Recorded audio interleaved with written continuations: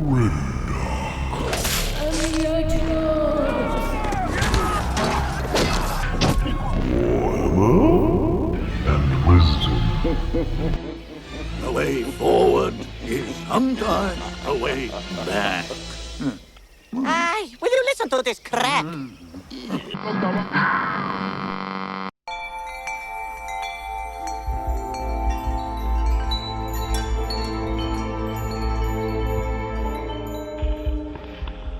Is a deeper question altogether, which is, what do you desire?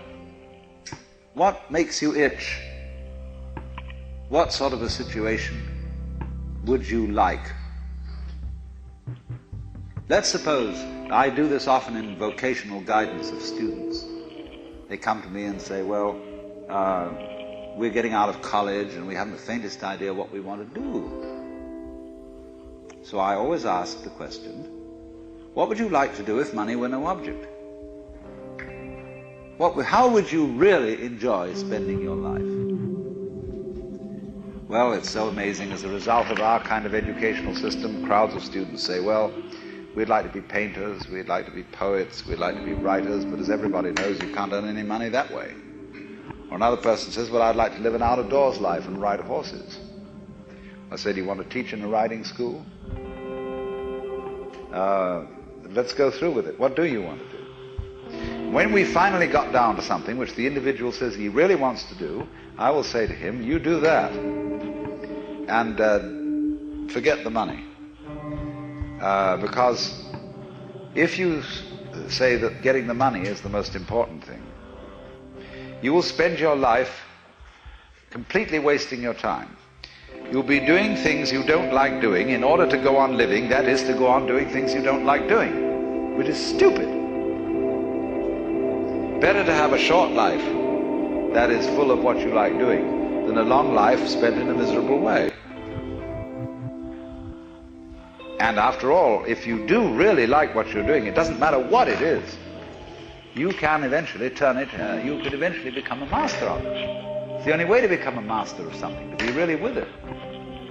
And then you'll be able to get a good fee for whatever it is.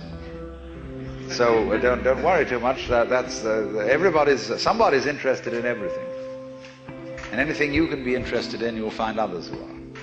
But it's absolutely stupid to spend your time doing things you don't like in order to go on spending things you don't like and doing things you don't like, and to teach your children to follow in the same track. See, what we're doing is we're bringing up children and educating them to live the same sort of lives we're living, in order that they may justify themselves and find satisfaction in life by bringing up their children, to bring up their children to do the same thing. So it's all wretch and no vomit. It never gets there. And so, therefore, it's so important to consider this question: what do I desire? Well, when we answer that question in a naive way, we figure out that we want to desire, what we want is to control everything. To create girls that don't grow old, apples that don't rot, clothes that never wear out, conveyances that get from one place to another instantly so we don't have to wait, power available to do anything that you could conceive and do it just instantly like that, to get this funny technological omnipotence. But if you take time out to think about that and really go into it with your full strength of imagination and find out whether that's where you want to be,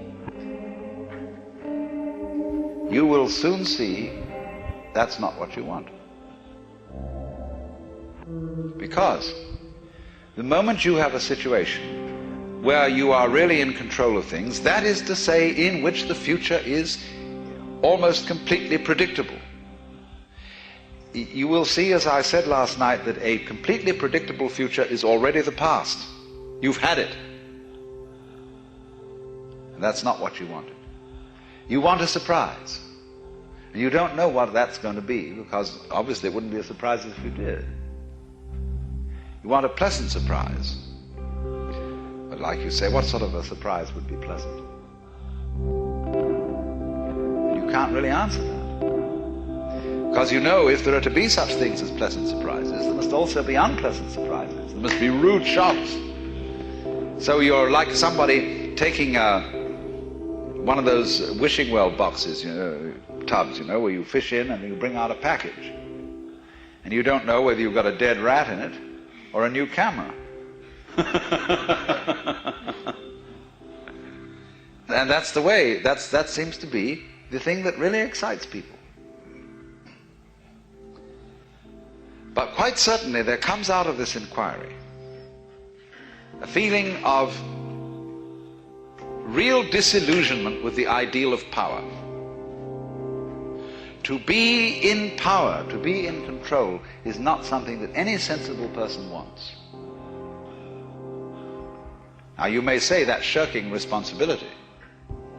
That if you were a really responsible person, you would go out for power and try to use power to the best possible advantage for the benefit of all. All right, what would be the benefit of all? Ask them, what do you want me to do with this power? I'm dictator. What would you like me to do? Well, nobody knows, because they haven't thought it through. They think of all sorts of short-range things, and they are largely conflicting and confusing, because they're not well thought out. But again, when it finally comes down to it, nobody wants to be God. Now, I think that this is the greatest possible lesson for the Western world to learn, because we are so hung up on the idea of power, of control, of being able to make everything go the right way, and we've never thought it through. When you get control of it, what are you going to do with it? And so when you think things through like that, you understand you do not want power. You don't want to control everything. And therefore, in the exploration of what you want, you get to the point where having all pleasures at your command, and they pall, and you think of new sources of pleasure.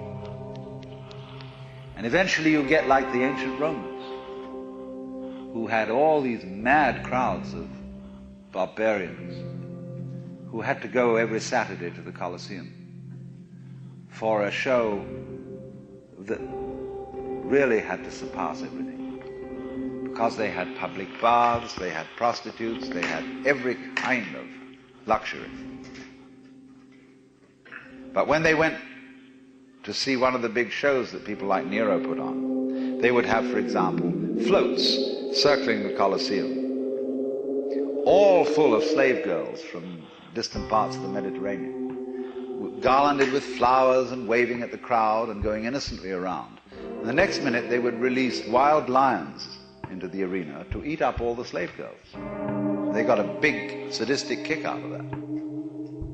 Because you see, pursuing pleasure beyond a certain place takes you into what the Buddhists call the Naraka world, that is to say, the hells. When you have explored pleasure to its ultimate limit, the only thing you can get a kick out of is pain. So naturally, you descend from the Deva world at the top of the wheel to the Naraka world at the bottom, where it shows all these beings in states of torture. You get to the hell world as a result of not knowing what you want, as a result of thoughtless pursuit of pleasure, which ends you eventually in the pursuit of pain. So when you're in the hell world, that's where you want to be.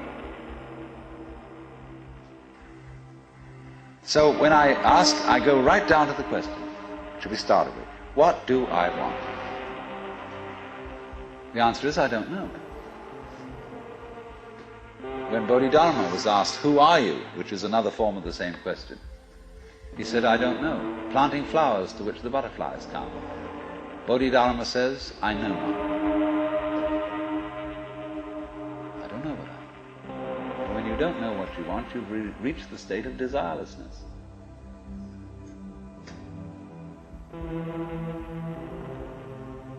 When you really don't know. But you see, there's a beginning stage of not knowing, and there's an ending stage of not knowing. In the beginning stage, you don't know what you want because you haven't thought about it, or you've only thought superficially.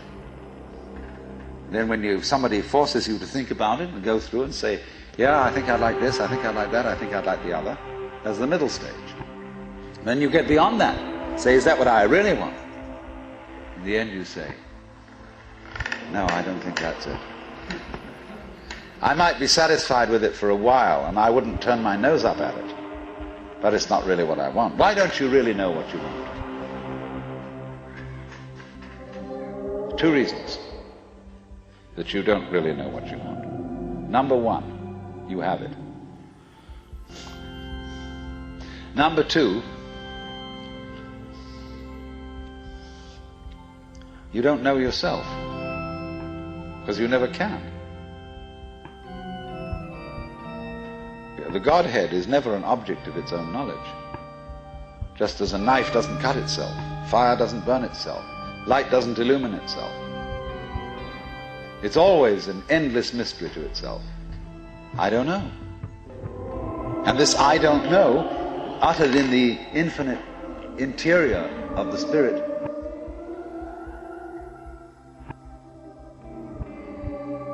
this I don't know is the same thing as I love, I let go, I don't try to force or control. It's the same thing as humility. Any time you, as it were, voluntarily let up control, in other words, cease to cling to yourself, you have an access of power. So then, the principle is, the more you give it away, the more it comes back.